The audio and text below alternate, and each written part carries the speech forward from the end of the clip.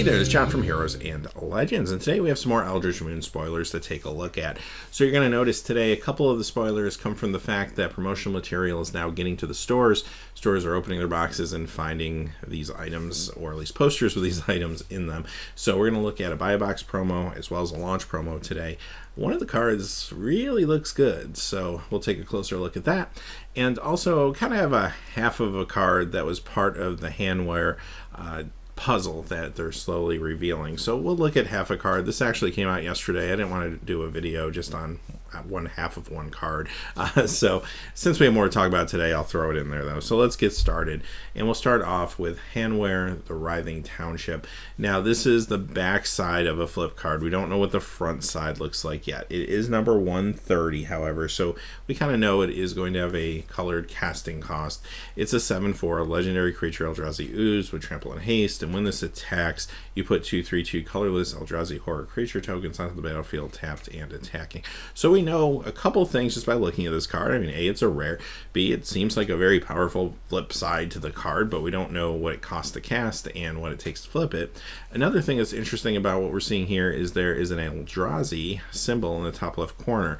So it leads me to believe that potentially there is some sort of maybe universal way to transform these Eldrazi transform cards, much like werewolves have a pretty typical way to transform them by not playing spells or spells for that turn, or your opponent playing spells.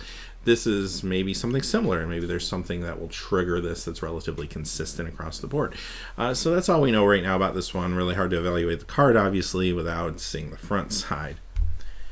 All right, next card comes to us. It's a Spanish language spoiler, and it actually is the Buy a Box promo. And this is Thalia, Heretical Cathar. Costs a white and 2, legendary creature, human soldier, first strike, 3/2. Creatures and non-basic lands your opponent control enter the battlefield tapped. That's something right there to take in for a moment. So first off, let's talk about standard. This could be a pretty fine standard card, simply because it will slow down certain strategies like Collective Company. Now, it doesn't answer those strategies completely, but it does slow them down.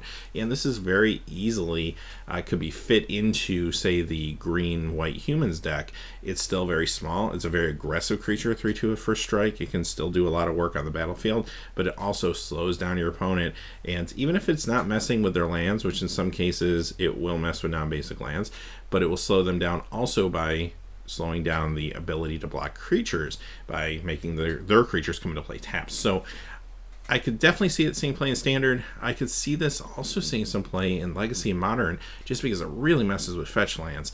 So fetch land comes into play tapped, and then if I need to fetch another dual land of some kind, that's going to come into play tapped. This really slows down a lot of strategies, and it's very interesting to me. It also messes with any sort of like tokens coming into play, or even I guess the old Splinter Twin combo, something like that in Modern, although that doesn't exist right now in Modern. It would mess with that.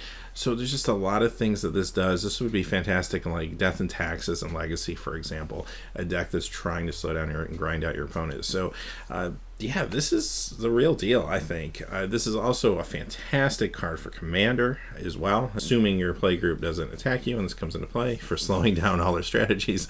But it's really going to be a fine card. So maybe one of the best buy a box promos I've seen in a long time, or maybe ever. In the arts, it's hard to tell. The photo of the card isn't fantastic, but the art looks excellent as well. So that's one very strong card. Let's look at the last spoiler of the day, and it is another card coming to us as a Spanish language spoiler, and it is a launch day promo card, and loosely translated, Supplanter of Identity. Although I wouldn't be surprised if in English this may translate to something like Identity Thief or something like that. But 2 blue, 2 generic. It's a creature shapeshifter, 0/3. And whenever this attacks, you may exile another target non-token creature. If you do, this becomes a copy of that creature until end of turn. Return the exiled card to the battlefield under its owner's control at the beginning of the next end step.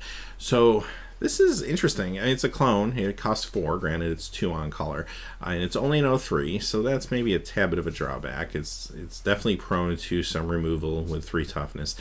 However, at the same time, whenever it attacks, not only can it become the copy of the best thing on the battlefield, but it also gets rid of the best thing on the battlefield for the turn. Now, if you want to clone one of your own creatures, maybe that's not as exciting if you're trying to be aggressive. However, if the creature has a enters the battlefield effect, that can be very, very good.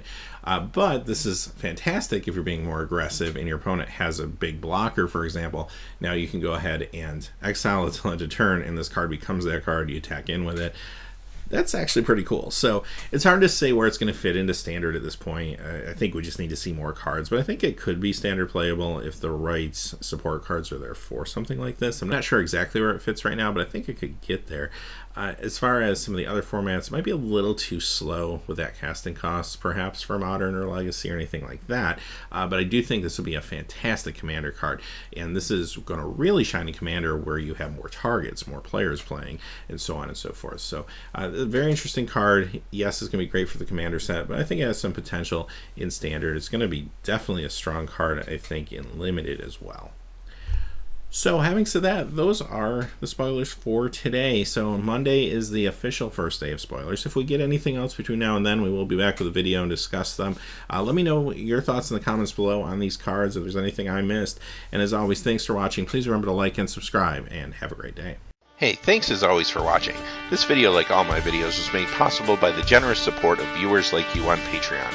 Even a donation of $1 helps me to keep growing this community and creating better quality videos for all of you. Check out our Patreon page for exclusive giveaways and future goals for the channel. If you haven't had a chance yet to subscribe, hit that subscribe button so you don't miss any of the MTG news, spoilers, set reviews, product openings, or finance videos on Heroes and Legends. Talk to you again soon, and have a good day.